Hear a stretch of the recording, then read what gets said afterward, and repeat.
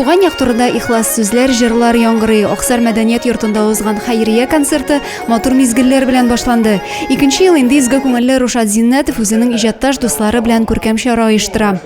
Бүгенге көндә махсус операциядә булган егетләребез, авылдашларыбыз хакына оештырыла, аларга үземнең иҗатташ дуслар белән, үземнең кичкенә генә иҗат белән ничектер булса да әзрәк кенә ярдәм булсын дигән, аларның безнең белән бергә икәнлеген, без аларның белән бергә икәнлеген күрсәтәсебез килә. Без дә үзебезнең өлешебезне кертергә булдык.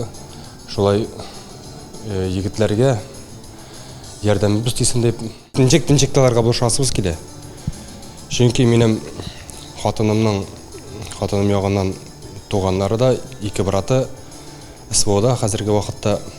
Рушад Зиннәтов махсус хәрби операциядәге авылдашлар белән дә еш аралашып тора. Бүгенге концертта аларга ярдәм йөзеннән оештырылды. Шулай ук авылдагы капкасы бикле йортлар, әти-әнигә хөрмәт темаларына да зур басым ясады ул. Яшь кенә булса да, Рушад шундый хисләр белән янып яши.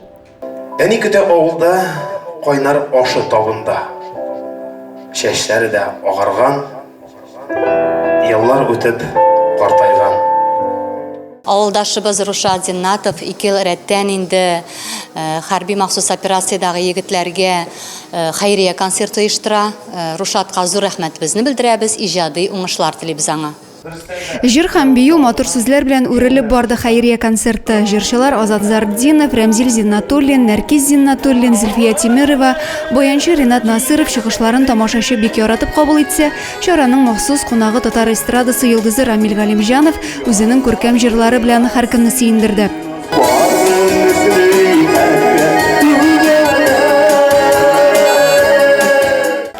Аксарлылар гына түгел, күрше авыл, шәһәрләрдән дә бик теләп игелекле чарада катнашырга килделәр. Концертка хәрби егетләрнең әти-әниләре, якыннары да чакырылган. Чара барышында алар аерым хөрмәтләнде. Илләр тынычлангач, авыл сәхнәләрендә әле тагын зур концертлар, күркәм чаралар үткәрербез дигән өмет белән яши Аксар егете.